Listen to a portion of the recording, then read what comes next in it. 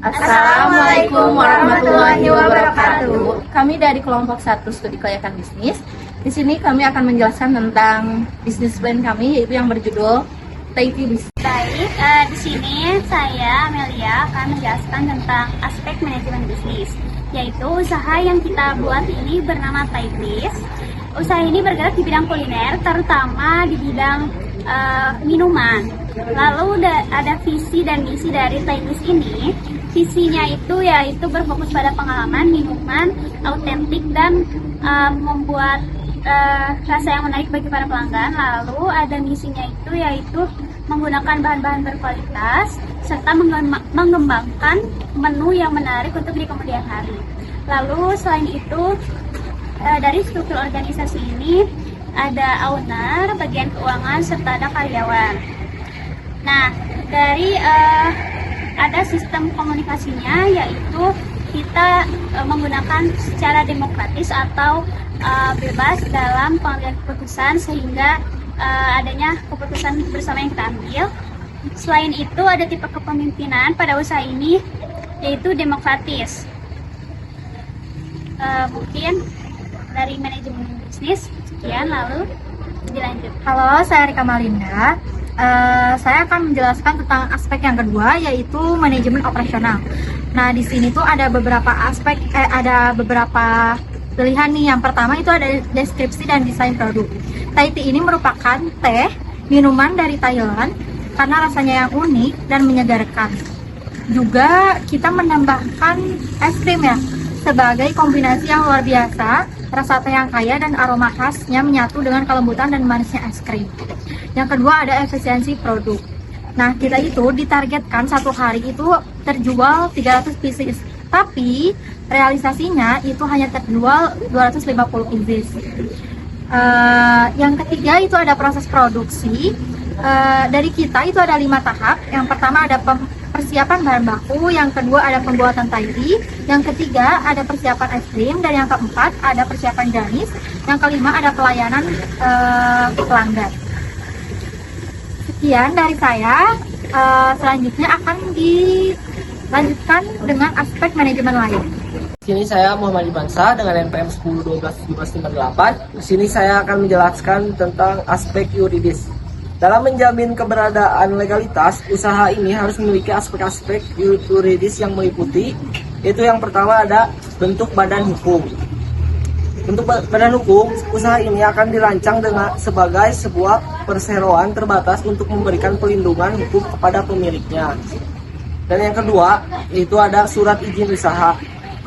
Saat ini, belum memiliki badan usaha untuk bisnis ini, namun rencananya adalah untuk memiliki dalam waktu 1 tahun ke depan. Yang ketiga ada identitas pemilik. Usaha Taiti Bliss ini dimiliki oleh Rika Malinda. Alamatnya di Jalan Citepus, RT 01, RW 05, Kelurahan Pajajaran, Kecamatan Cisendo, Kota Bandung. Dan yang keempat ada bidang usaha. Usaha ini bergerak dalam industri kuliner dan minuman, khususnya dalam pembuatan dan penjualan. Dan yang terakhir ada lingkungan sosial dan politik, yaitu memiliki dampak positif terhadap lingkungan sosial dengan menciptakan lapangan kerja. Sekian dari saya mengenai aspek yuridis. Di sini saya Fikri akan menjelaskan tentang aspek sumber daya manusia. Yang pertama ada sumber tenaga kerja. Pada sumber tenaga kerja ini kami memilih mahasiswa atau pelajar yang mencari pekerjaan waktu untuk mendapatkan pengalaman dan pendapatan tambahan. Yang kedua ada sistem rekrutmen dan karyawan. Menentukan jumlah dan jenis posisi yang dibutuhkan berdasarkan analisis pekerjaan dan kebutuhan bisnis. Yang ketiga ada sistem kompetensi dan jumlah karyawan. Sistem kompetensi yang diberikan yaitu gaji dibayarkan per hari. Selain itu ada bonus berdasarkan pencapaian target penjualan atau kinerja individu maupun tim, dan bonus loyalitas.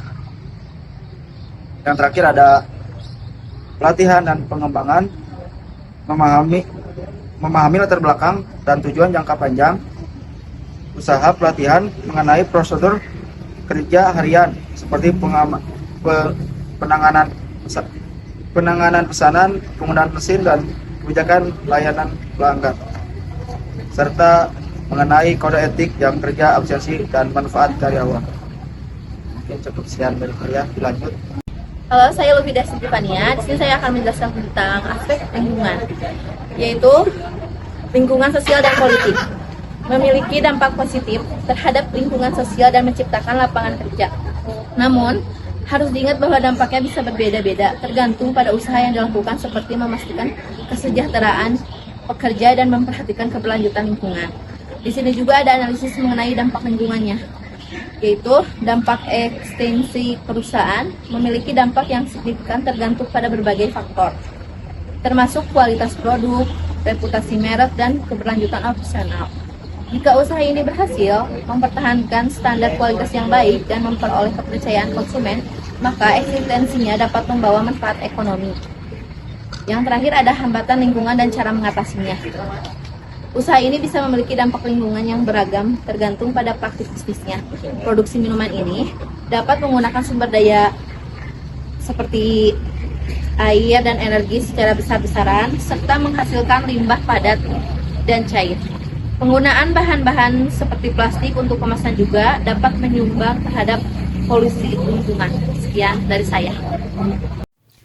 Baik, di sini ada aspek keuangan, di mana sumber dana yang kami peroleh ini berasal dari dana pribadi. Lalu, untuk kebutuhan dana ini memerlukan adanya modal investasi serta modal kerja operasional. Ada modal investasi yang dapat diuraikan, yaitu yang pertama ada ruko, lalu ada kapsiler, gulang dan teko, cooler es, dispenser, kompor steamer, timbangan digital, freezer box, motor beat, serta meja kursi seat, lalu ada kitchen rack dan wifi.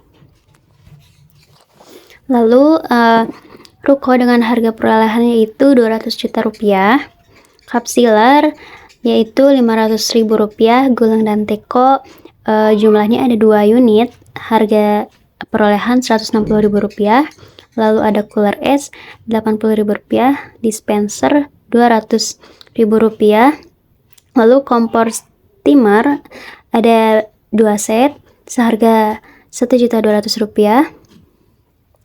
Lalu timbangan digital yaitu berjumlah 2 unit seharga 90.000 rupiah. Lalu freezer box ada harga perolehan 2.500.000 rupiah. Lalu motor pit 7 juta rupiah. Meja kursi seat yaitu ada 3 dengan harga perolehan 180.000 rupiah. Kitchen rack ada 2 set seharga 199.000 rupiah. Wifi 250.000 rupiah.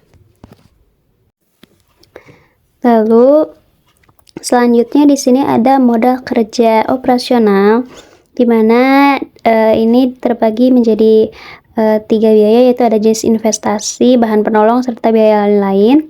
Dari jenis investasi ini, yang pertama itu ada bahan baku seperti susu cair, teh, es krim, es batu, gula, serbuk Thai tea, serta ada susu kental manis.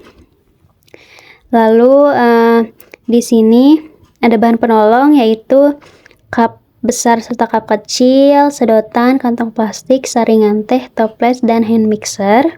Serta ada biaya lain yaitu biaya listrik, biaya sampah, biaya servis mesin, biaya tenaga kerja langsung, gaji bagian keuangan, gaji pengelola perusahaan, serta biaya admin dan umum. Di mana perhitungan di sini yaitu dari jumlah yang diperoleh dikalikan 1 tahun, serta dibuat kenaikan dalam jangka 5 tahun ke depan yaitu 10%, sehingga terjadi asumsi kenaikan itu 10% dari tiap tahunnya sampai tahun 2029. Lalu di sini ada perhitungan pokok penjualan, yaitu di harga pokok produksinya itu diperoleh tahun 2024 dari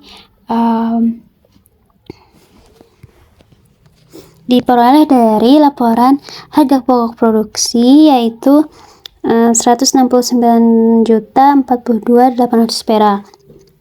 Lalu di tahun yang berikutnya pun sama, hasilnya didapat dari harga pokok produksi. Lalu di sini ada harga pokok penjualan yaitu berjumlah 169.042.800. Lalu kapasitas produksi 9.500 pieces Thai tea dengan harga jualnya yang kita jual yaitu Rp20.000, serta harga pokok penjualan per unitnya itu Rp17.793, serta ada keuntungan per unitnya yaitu Rp2.207.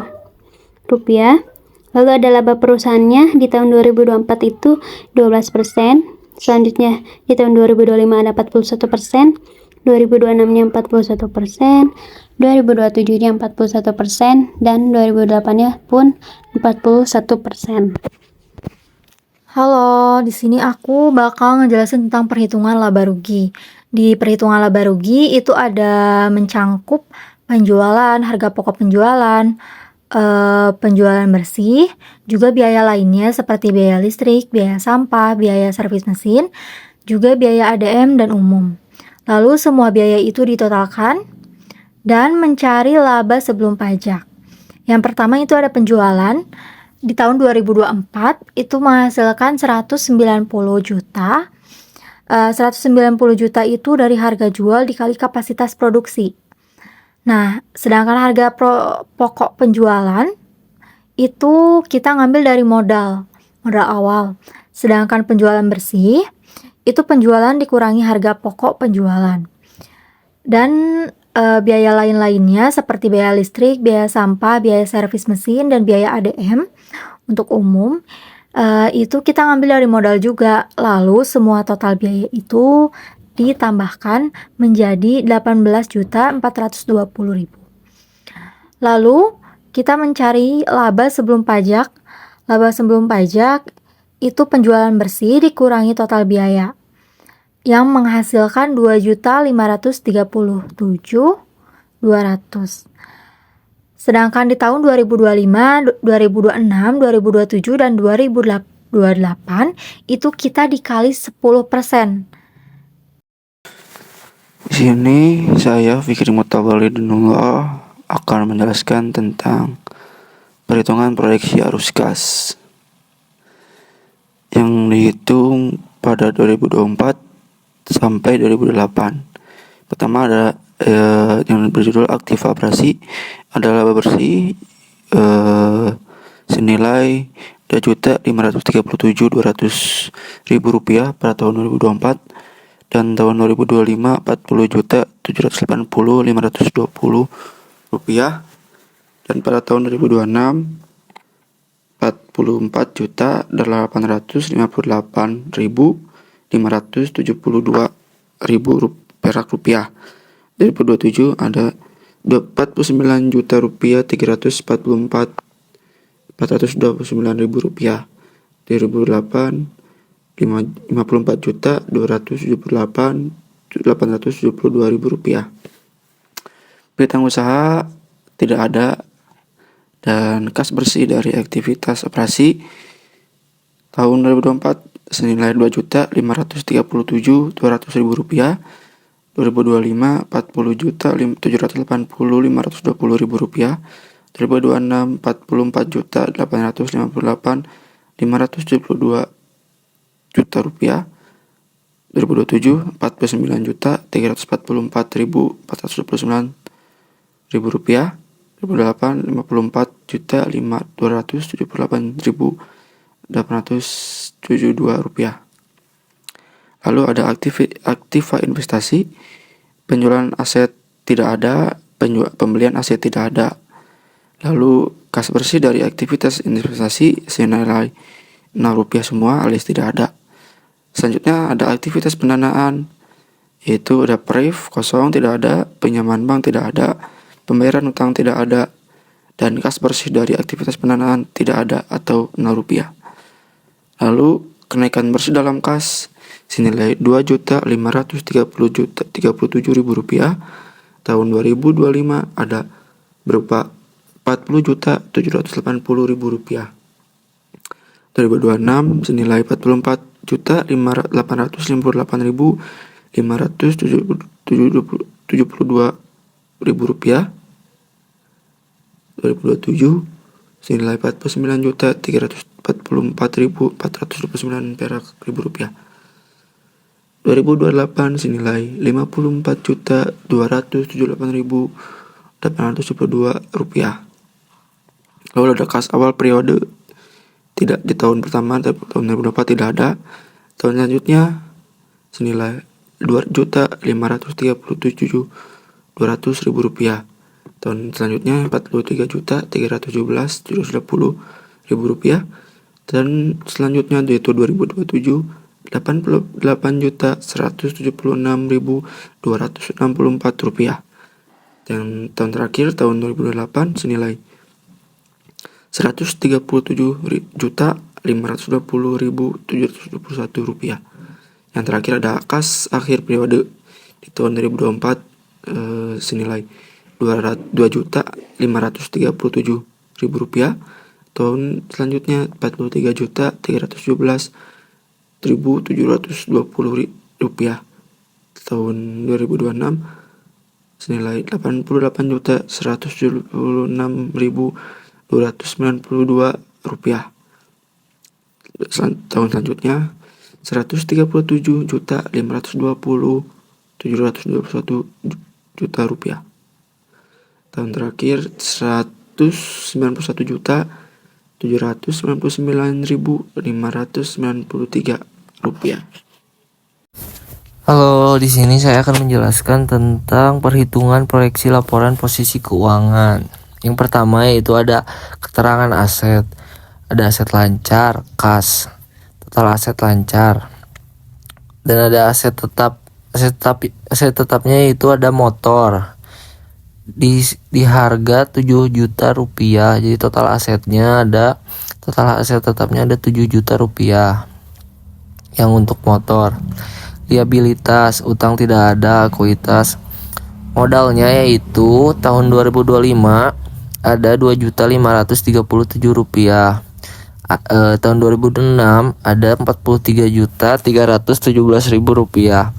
Tahun 2027 ada Rp44.858.000. Dan tahun 2025 ada Rp49.344.004. Terus selanjutnya ada laba tahun berjalan. Laba tahun berjalannya tahun 2024 ada Rp2.537.000. Tahun 2025 ada Rp40.780.000. Dan tahun 2026 ada Rp44.858.000. Dan tahun 2027 ada Rp49.344.000. Dan yang terakhir tahun 2028 ada Rp54.278.000. Jadi total ekuitasnya yaitu tahun 2024 masih Rp22.537. Tahun 2025 Rp43.317. Dan tahun 2026 Rp88.176.000.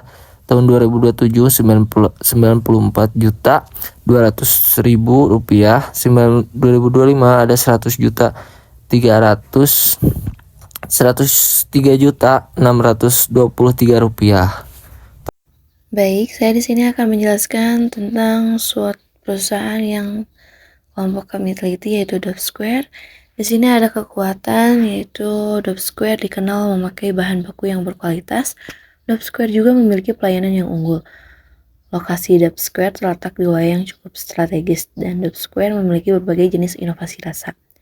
Untuk kelemahannya, Meskipun Dop Square terletak di lokasi yang cukup strategis, namun sayangnya penyediaan tempat duduk untuk pembeli masih sangat minim dan kurang nyaman. Dop Square belum melakukan promosi yang maksimal, serta penyediaan tempat untuk stok masih belum tertata rapi. Untuk peluangnya, yang pertama ada permintaan pembeli terus meningkat seiring dengan berkembangnya Dop Square di media sosial. Pembukaan cabang dapat memberi peluang baru bagi banyak orang untuk bekerja. Dop Square dapat menjalin kerjasama dengan bisnis lain, serta wedding organizer atau agen makanan. Strategi SO-nya yaitu yang pertama, tingkatkan kepuasan pelanggan untuk mempertahankan pelanggan setia dan meraih pelanggan baru. Gunakan komunikasi yang baik untuk meraih informasi-informasi yang lebih banyak tentang pelanggan dan permintaan pasar.